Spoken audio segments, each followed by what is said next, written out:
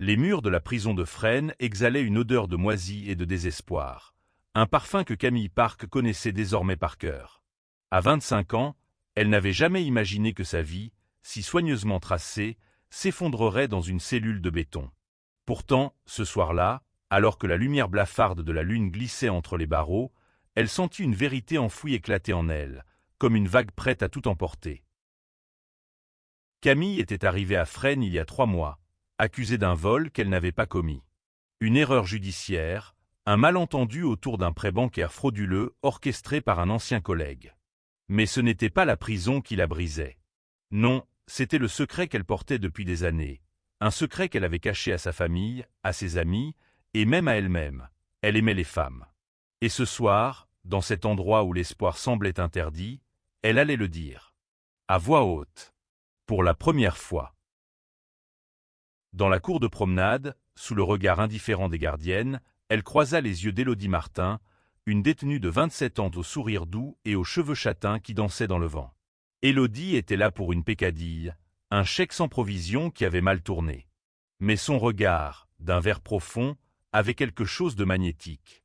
Depuis leur première conversation, Camille avait senti son cœur s'emballer, une sensation qu'elle avait toujours étouffée. Élodie, avec sa franchise désarmante, lui avait raconté son propre coming out à 20 ans, dans un petit village de Provence où l'acceptation n'était pas monnaie courante. « J'ai survécu, Camille. Toi aussi, tu peux. » Ces mots, prononcés avec une chaleur inattendue, avaient planté une graine dans l'esprit de Camille. Mais avant de pouvoir être libre, Camille devait affronter un autre fantôme, sa sœur aînée, Jilléon Park. Jilléon, 30 ans, était déjà à Fresnes quand Camille y était arrivée.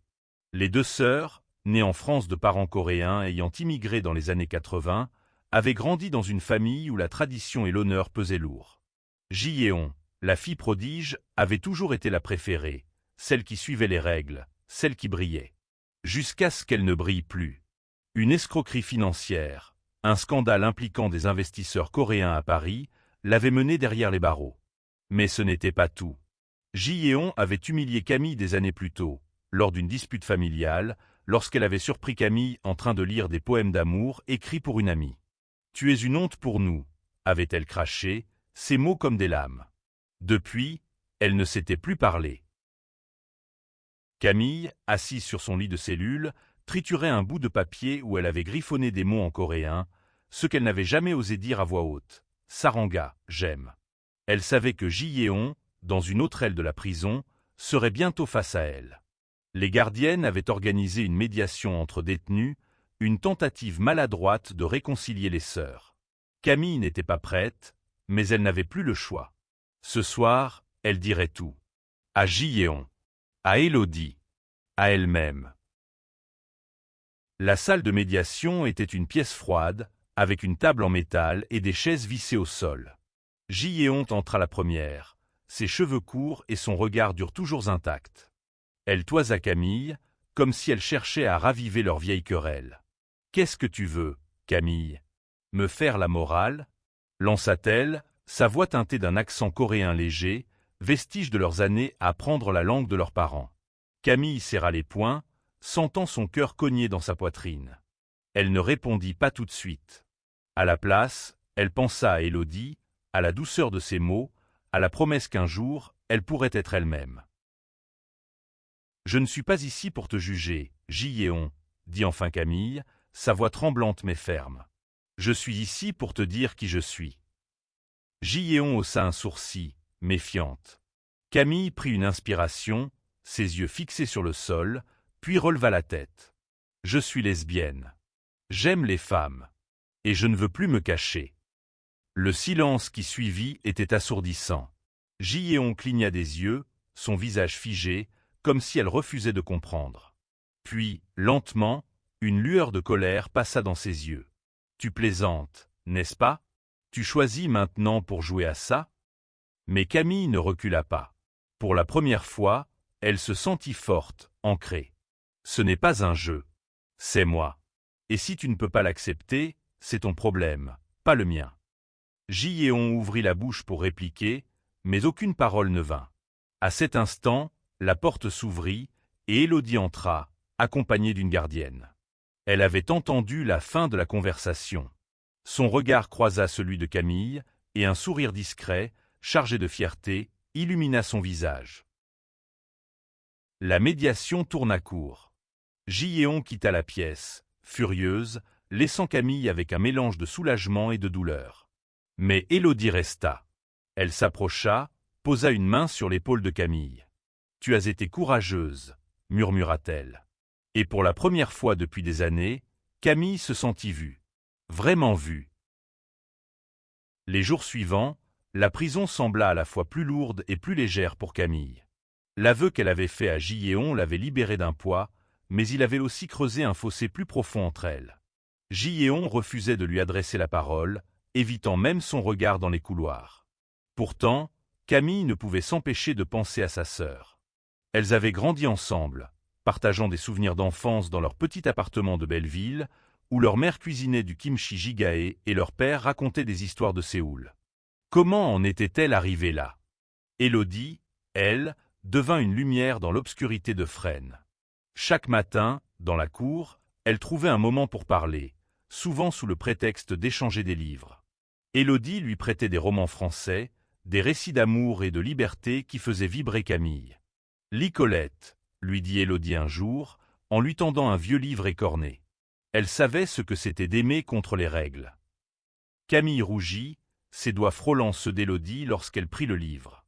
Ce contact, si bref, la fit frissonner. Mais la prison n'était pas un lieu pour les rêves. Les tensions entre détenus étaient constantes, et Camille, avec sa discrétion naturelle, devenait une cible facile. Une autre détenue, une femme nommée Valérie, avait remarqué les regards échangés entre Camille et Élodie. Valérie, la quarantaine, imposante et vindicative, régnait sur une petite clique dans l'aile des femmes. « Alors, la petite coréenne, on joue les romantiques », lança-t-elle un jour, un sourire mauvais aux lèvres. Camille sentit son estomac se nouer, mais Élodie, toujours plus téméraire, s'interposa. « Laisse-la tranquille, Valérie. T'as mieux à faire, non ?» La confrontation s'arrêta là, mais Camille savait que ce n'était qu'un répit. Pendant ce temps, Giéon luttait avec ses propres démons. Enfermée pour une fraude qui avait ruiné des familles, elle portait le poids de la honte. Elle avait toujours été la sœur parfaite, celle qui suivait les attentes de leurs parents. Réussir, se marier, honorer la famille. Mais son ambition l'avait menée trop loin, et maintenant, elle était seule. L'aveu de Camille l'avait secouée plus qu'elle ne voulait l'admettre. Dans sa cellule, la nuit, elle repensait à cette dispute, des années plus tôt, où elle avait humilié Camille. Elle se souvenait de la douleur dans les yeux de sa sœur, une douleur qu'elle avait ignorée. Était-elle vraiment en colère contre Camille ou contre elle-même? Un soir, lors d'un atelier d'écriture organisé par une association, Camille et Élodie se retrouvèrent côte à côte. L'exercice consistait à écrire une lettre à quelqu'un qu'on avait blessé. Camille, hésitante, commença à écrire à Giéon. « Unie », commença-t-elle, utilisant le terme coréen pour grande sœur. « Je ne t'en veux pas pour ce que tu as dit. Mais je veux que tu saches que je ne peux plus vivre dans le mensonge. » Elle ne montra la lettre à personne, pas même à Élodie, mais la garder sur elle lui donna du courage. Élodie, elle, écrivait à sa mère, qu'elle n'avait pas vue depuis des années. « Elle m'a rejeté quand j'ai dit que j'aimais les femmes », confia-t-elle à Camille après l'atelier. « Mais je ne regrette rien. C'est ma vérité. » Camille admira son assurance, mais elle se demanda si elle aurait un jour ce même courage face à sa propre famille. Élodie sembla lire dans ses pensées. « Tu n'as pas besoin de leur approbation pour être toi, Camille. Mais tu mérites qu'ils t'aiment pour qui tu es. » Le lendemain, une rumeur circula dans la prison. Giéon avait une altercation avec Valérie. Apparemment, Valérie avait fait une remarque sur Camille, et Giéon, contre toute attente, avait pris sa défense. Camille n'en crut pas ses oreilles. Était-ce possible que sa sœur, après tout ce temps, commence à changer? Mais avant qu'elle puisse chercher des réponses, un incident éclata dans la cour. Valérie et sa clique avaient coincé Élodie, et la situation dégénéra rapidement. La cour de promenade était un champ de tension, où chaque regard pouvait déclencher une tempête. Ce jour-là, le ciel était gris, et une pluie fine rendait le sol glissant. Élodie, dos au mur, faisait face à Valérie et 2 de ses acolytes. Camille, alertée par une autre détenue, arriva juste à temps pour voir Valérie pousser Élodie contre le béton. « Tu te crois maligne, hein » grogna Valérie. Élodie, fidèle à elle-même, répondit avec un sourire provocateur. « Plus maligne que toi, ça c'est sûr. » Camille sentit la panique monter, mais elle ne pouvait pas rester immobile. Elle s'avança, ignorant les regards des autres détenus. « Arrêtez !» cria-t-elle, sa voix plus forte qu'elle ne l'aurait cru. Valérie se tourna, surprise, puis éclata de rire. « Oh, la petite Coréenne veut jouer les héroïnes pour sa copine. » Camille serra les poings, son cœur battant à tout rompre. Elle n'avait jamais été courageuse, pas comme Élodie, mais quelque chose en elle refusait de reculer. Avant que la situation ne dégénère davantage, une silhouette familière apparut. Giéon. Elle marcha droit vers Valérie, son regard glacial. « Laisse-les tranquilles, » dit-elle, sa voix basse mais menaçante. Valérie, déstabilisée, recula d'un pas. Giéon n'était pas connu pour chercher les ennuis, mais son passé d'escroc lui donnait une aura d'autorité que peu osaient défier. Les gardiennes, alertées par le bruit, intervinrent avant que les choses n'aillent plus loin, mais l'incident laissa une marque. Ce soir-là, dans sa cellule, Camille reçut un message inattendu. Une gardienne lui tendit un bout de papier plié, griffonné à la hâte. C'était de Giéon. « On doit parler. Demain, après le dîner. » Camille fixa les mots, son cœur partagé entre espoir et méfiance. Élodie, qui partageait désormais des moments de plus en plus intimes avec elle, la trouva en train de relire le mot. « Tu vas y aller » demanda-t-elle. Camille hocha la tête. « Je dois essayer. » La rencontre avec Giéon fut tendue. Dans une petite salle réservée aux visites, elles s'assirent face à face, séparées par une table en métal. Giéon parla la première, sa voix inhabituellement douce. « Je ne sais pas quoi te dire, Camille. Ce que tu as dit, ça m'a secoué. Pas parce que je te juge, mais parce que j'ai réalisé que je ne te connais pas. Pas vraiment. » Camille resta silencieuse, attendant. Giéon continua, les yeux baissés. « Quand je t'ai humilié, il y a des années j'avais peur. Peur de ce que papa et maman diraient. Peur de ce que ça signifiait pour notre famille. » Camille sentit des larmes monter, mais elle les retint. « Et maintenant » demanda-t-elle. Giéon leva les yeux, et pour la première fois, Camille y vit autre chose que de la colère, du regret. « Je ne veux pas te perdre, Camille. Pas encore. » Ce n'était pas une acceptation totale, pas encore, mais c'était un début. Un pas fragile vers la réconciliation. Pendant ce temps, l'amitié entre Camille et Élodie évoluait. Les petits gestes, un sourire, une main frôlant l'autre, devenaient des déclarations silencieuses. Un soir, dans un coin discret de la bibliothèque de la prison, Élodie murmura à Camille. « Tu sais, je crois que je tombe amoureuse de toi. » Camille, le souffle coupé, sentit son monde basculer. Elle n'avait jamais cru qu'un tel moment était possible, surtout pas ici, dans cet endroit où tout semblait fait pour étouffer l'espoir. Les semaines passèrent, et la relation entre Camille et Élodie s'épanouit dans les interstices de la vie carcérale. Elle trouvait des moments volés, des regards échangés pendant les repas, des lettres cachées dans les livres. Mais la prison restait un lieu hostile. Valérie et sa clique n'avaient pas oublié l'incident dans la cour, et Camille sentait leur hostilité grandir. Élodie, toujours optimiste, lui répétait de ne pas s'inquiéter. « Elles aboient, mais elles ne mordent pas », plaisantait-elle. Pourtant, Camille voyait l'inquiétude dans ses yeux. Un après-midi, lors d'un atelier de cuisine, une rare activité où les détenus pouvaient préparer des plats simples, Camille et Élodie se retrouvèrent à couper des légumes côte à côte. L'odeur du tteokbokki, un plat coréen que Camille avait proposé, emplissait la pièce. « Tu cuisines comme ma mère », dit Élodie en riant, goûtant la sauce épicée. Camille sourit, mais son esprit était ailleurs. Elle pensait à Giéon, qui avait refusé de participer à l'atelier. Leur dernière conversation avait été un pas en avant, mais Giéon restait distante, comme si elle luttait encore avec ses propres préjugés. Ce soir-là, un événement bouleversa la dynamique de la prison. Une nouvelle détenue, une jeune femme nommée Aïcha, arriva dans l'aile. Aïcha, d'origine algérienne, était ouverte sur son identité lesbienne et ne faisait aucun effort pour la cacher.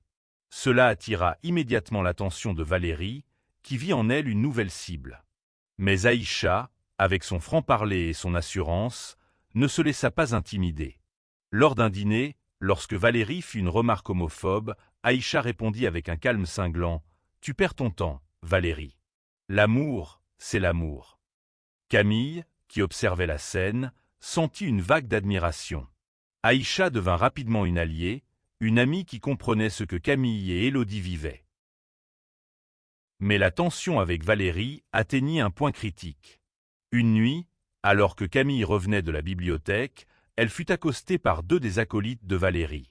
Elles la poussèrent contre un mur, leur menace à peine voilée. « T'as intérêt à calmer ta copine, ou ça va mal finir. » Camille, terrifiée, ne dit rien, mais elle savait que la situation devenait dangereuse. Elle en parla à Élodie, qui insista pour confronter Valérie directement. « On ne peut pas vivre comme ça, Camille. On doit leur montrer qu'on n'a pas peur. » Giéon, de son côté, observait tout cela de loin. Elle avait entendu parler des tensions et, bien qu'elle ne l'admette pas, elle s'inquiétait pour Camille. Une nuit, elle trouva un mot glissé sous sa porte. C'était de Camille, une lettre qu'elle avait écrite lors de l'atelier d'écriture. « Unis, je veux qu'on redevienne une famille. Mais pour ça, j'ai besoin que tu m'acceptes. » Giéon lut et relut la lettre, les larmes aux yeux. Elle repensa à leur enfance, à la fois où Camille, à 10 ans, l'avait défendue contre des camarades qui se moquaient de son accent coréen. Comment avait-elle pu oublier cette sœur qui l'aimait tant? Le point de rupture arriva un matin, lors d'une inspection surprise des cellules. Les gardiennes trouvèrent un objet interdit dans la cellule de Valérie. Un couteau artisanal, caché dans un matelas. Valérie, furieuse, accusa Élodie, prétendant qu'elle l'avait dénoncé pour se venger. La rumeur se répandit comme une traînée de poudre, et l'aile des femmes devint un champ de bataille invisible. Camille savait qu'Élodie n'avait rien à voir avec cela, mais la vérité importait peu dans un lieu où la méfiance régnait. Élodie, fidèle à son tempérament, refusa de se laisser intimider. Elle affronta Valérie dans la cour, sous les regards de dizaines de détenus. « Tu veux me faire peur ?» lança-t-elle, les poings serrés. « Je ne plierai pas. » Camille, à quelques mètres, sentit son cœur se serrer. Elle voulait protéger Élodie, mais elle se sentait impuissante. C'est alors que Giéon intervint, une fois de plus. Elle s'interposa, fixant Valérie avec une intensité qui fit taire la foule. « Si tu touches à ma sœur ou à Élodie, tu auras affaire à moi. » Les mots étaient simples, mais leur poids était immense. Pour la première fois, Giéon avait appelé Camille « ma sœur », avec une sincérité qui transperça son cœur. L'incident marqua un tournant. Valérie, affaiblie par la découverte du couteau, perdit de son influence. Les autres détenus commencèrent à respecter Camille et Élodie, et même Aïcha trouva sa place parmi elles. Mais pour Camille, le vrai changement était dans sa relation avec Giéon. Les deux sœurs commencèrent à se parler, timidement d'abord, puis avec plus d'ouverture. Giéon raconta à Camille comment elle s'était sentie trahie par leur famille, par leurs parents qui l'avaient reniée après son arrestation. « J'ai cru que je devais être parfaite pour eux, » avoua-t-elle. « Et j'ai voulu que tu le sois aussi. J'avais tort. » Camille, émue, lui parla d'Élodie, de ce qu'elle ressentait pour elle. À sa surprise, Giéon l'écouta sans juger. « Elle te rend heureuse, n'est-ce pas ?» demanda-t-elle. Camille hocha la tête, les larmes aux yeux. « Alors, c'est tout ce qui compte, » murmura Giéon. Ce n'était pas une approbation totale, mais c'était un pas immense. Pour la première fois, Camille sentit qu'elle pourrait un jour être aimée pour qui elle était, même par sa famille. Pendant ce temps, l'amour entre Camille et Élodie grandissait, malgré les murs de la prison. Elles partageaient des rêves d'avenir, imaginant une vie libre, peut-être dans une petite maison en Provence, où Élodie pourrait cultiver un jardin et Camille écrire des poèmes. Ces rêves, bien que fragiles, leur donnaient la force de tenir. À mesure que les mois passaient, Camille et Élodie devinrent inséparables. Leur relation, bien que discrète par nécessité, était un refuge dans l'enfer de Fresnes. Elles trouvaient du réconfort dans les petites choses. Un regard complice, une note glissée dans un livre, un éclat de rire partagé lors d'un atelier. Mais la réalité de la prison les rattrapait toujours. L'audience de Camille approchait, et avec elle, l'espoir d'une libération.